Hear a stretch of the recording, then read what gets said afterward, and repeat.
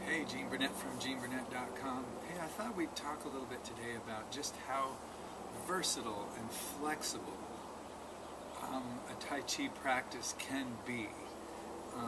If you come from a lineage where there is one correct way to do the form, and everything is about nailing this perfect, ballet or yogic type, like nailing the position,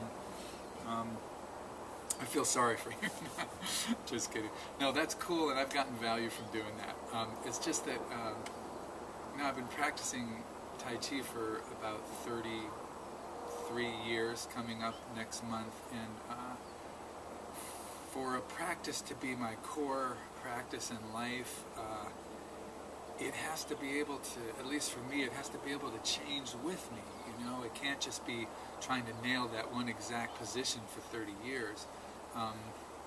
Over the years, and even over the months and weeks and even days, my practice focus can shift, and I can work on different things within the practice.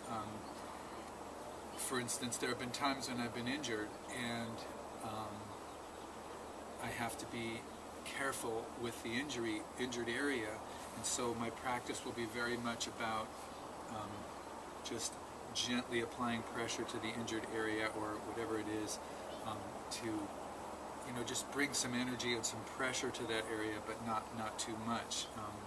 Sometimes I've really focused on softness, so when I've run through the form, I've just tried to be as empty and relaxed as I can be, especially when I was first starting, because I just had a lot of shoulder tension, and I had a lot of mental tension. I had a lot of just residual physical tension, so I'd get to a position and then relax. One time I was doing the form, and my teacher, Andy, came up to me and said, Gene, after every movement, just completely relax. And so I went to the next movement, and I just completely relaxed. And I thought, wow, that feels really good. I'm going to do that again. And I'd get to the next place, and I'd completely relax. Not completely, obviously, I'd fall down, but anything extra I would let go of, and I'd go to the next one. And I would go, this is the best correction I've ever gotten. And then I realized he had been saying that almost every day for a couple of years. But I just had my hands full with other parts of the practice, such as getting my feet in the right place, and my weight in the right place, and my pelvis in the right place, and my spine in the right place, and my shoulders, elbows, and hands in the right place. And then the relaxation could come in. But there was times when I focused very, very much on softness. Other times in my practice, I just focused on maintenance. I just wanted to maintain the forms, maintain the principles as best I could, but I wasn't digging into any part of the practice very deeply because my life was in turmoil, my personal life was in turmoil, or I was moving from one place to another, or going on a long trip to find out where I wanted to live. My wife and I did a 6-week bus trip looking around for different places that we might want to live when we were thinking about leaving Seattle. So the practice became more of a maintenance practice. Lately I've been working on developing more strength and overall fitness, but not losing softness and flexibility. So I'm working on taking more weight and more pressure into my system, but some of the time when I'm doing the Tai Chi, if you've been watching my videos, sometimes I really want to add pressure to the system internally, isometrically, or sometimes with my partners, I'll just work on pushing them and moving them through space. I'll do like 10 pushes with my right leg forward, 10 pushes with my left leg forward, and then let them do the same to me. So they'll just make themselves kind of heavy and take a ride when I push them. So you kind of take a ride, but you allow them to really move your weight. It's literally just weight training, but weight training in a way where you don't want to tense up and use your upper body as much as you use the lower body, and then at the right moment you use the upper body. So I've been working on taking more weight and more pressure into my system, holding kettlebells here and over my head. I'm doing some work with hand weights, developing a little more fitness and a little more strength, and then incorporating that into the Tai Chi.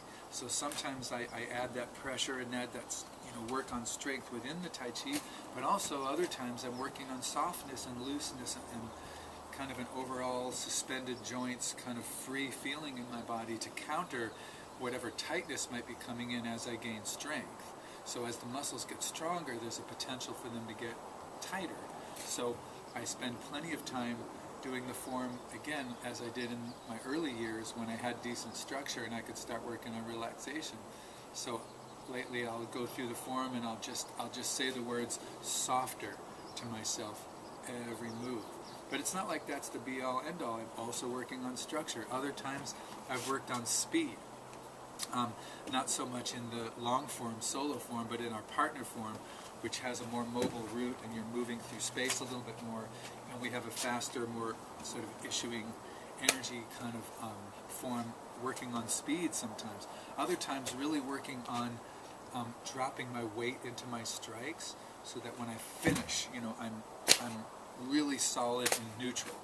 So it's not only dropping the weight into the strike, but at the same time, at the end of that strike, to return to neutral, to return to a balanced state. Because it's not like dropping your weight and then being tense. It's drop your weight and then be relaxed. So that's another different way to practice. Sometimes when I'm lifting weights or doing, more pressure work, I'm kind of prone to soft tissue injury around my joints. I don't have sturdy joints. I never have. It's easy for me to get tendinitis if I overdo something. So sometimes I'll get a little bit of soreness in my wrists. So I might go through the form with attention to my wrists and hands, not just being soft and relaxed and fluid in the movement, but making sure they're connected through my center, through my legs, through my center, through my spine and out, so that the part that's tender is not just focused on like, ouch, that is my bad wrist or my sore joint, but welcoming it to join the pattern of my whole body, so that it's kind of joining a kind of a whip or a ripple of motion, but I am focusing on softening the hands. Other times, if things are going on in my life that might be pressing my buttons or giving me an emotional charge, and I particularly notice stuff around my shoulders or my chest, and I'll focus on just relaxing my shoulders in every movement. And something that really helps relax the shoulders for me is long spine. If I think of my spine being nice and upright, a little extra attention on that action in the spine, then my shoulders can drop down and relax more. So sometimes that's my focus as I practice. Other times it's just listening to my body and listening to how it feels. I like to start each practice by just standing in a neutral position, like about here, and I just first I find my posture, and then I soften all my muscles around that, so I'm not holding it and resting into it. Not so much that it gets into my posture, but I basically have good posture, but I relax the muscles. And then I suspend my joints a little bit, as though they each have a little string supporting each joint, so that my nervous system is really free. My motor nerves and sensory nerves are both ready. I'm listening, and I'm also ready to act, move. And I just do a little body scan from my feet to my head. I did a video about this once too. And I just listen, I just see how my body is doing, see how I'm feeling emotionally, see what my mental state is, and then I use what I notice from doing that to help me decide what to focus on, what the theme of my practice is going to be. We have a 6-section long form, so it's got, it's long, and there's a lot there. Each section has its own things that it works on, and so sometimes I'll notice, like for instance, if I notice my shoulders are a little tight when I'm doing the standing, when I do my form, I will focus on the long spine and soft shoulders, at least one section of the form. Sometimes I may notice that I'm kind of top heavy, like my energy is up, something's worrying me or bothering me, or I've got some emotional charge going on. Like if I was an hourglass, the sand would be in the top half. So when I go to my practice, at least for a section or two of that practice, I focus on settling my weight down into my lower body and moving almost as though I was in a stream going against the current, so I really have to be solid down below or put my energy down here. Sometimes I might notice my shoulder might be a little tight or a little sore from something I did. So again, I'll focus on that area, not only being loose and suspended and relaxed, but joining the ripple from my legs going out to my shoulder. So I'll theme my practice according to how I'm feeling when I do my standing check-in with myself, my assessment before I begin the form. So once you know the physical form, once your muscles are reasonably relaxed and you've got a decent amount of flow and some freedom in your joints, I think it's a great idea to start adapting your practice to the different stages of life, to the way you're feeling that day in your body, and let the practice be a tool in your life to address what's going on for you, or to address what you're working on. If you're focusing more on striking and the martial aspects of the movements, then maybe as you go through the form, you can be thinking about applications, about strikes within each movement.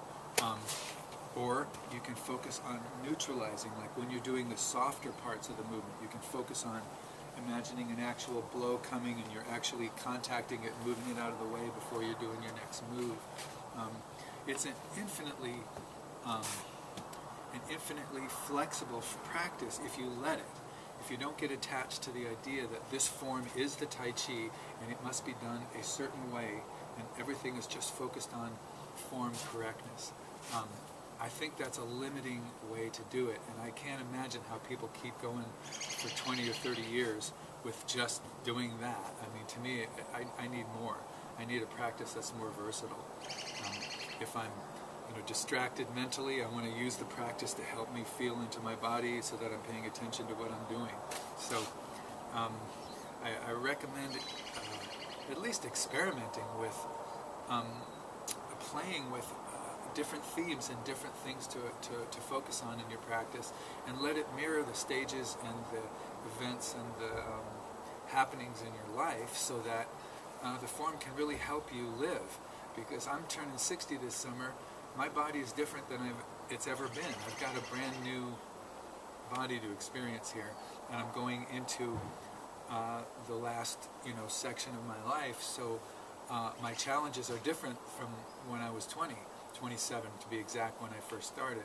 So it would be foolish for me to practice like a 20-year-old.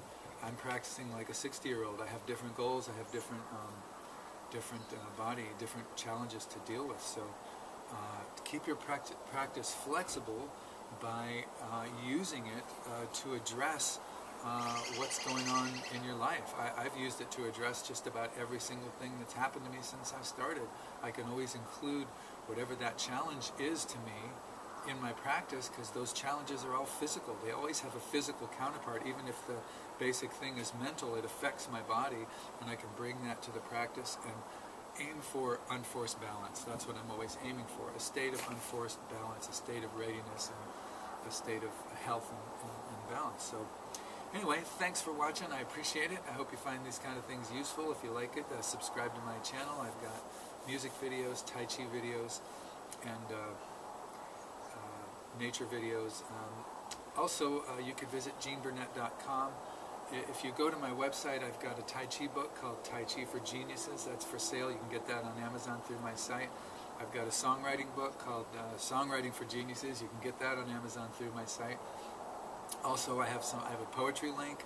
I have music, links to all my albums, and you can download it all free, or you can leave a donation.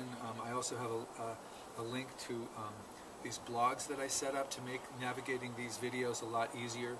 I made one for my nature videos, one for my Tai Chi videos, and one for my music videos. Much easier to navigate than here on YouTube. You can go to the blog and you'll have a mosaic like of tiles, and each tile is a blog post, and you can just scan over them. You'll see a picture of what, a little thumbnail for that particular video, and if you click on one, you can see the description, watch that video on the blog, close that little page, and you're still on the blog. You're not at YouTube with all their suggestions. You're still at the blog, so all my videos are embedded in the blog. And there's links to that, and there's links to my this YouTube channel, there's links to my Facebook, there's links to all kinds of stuff at geneburnett.com. So thank you for watching.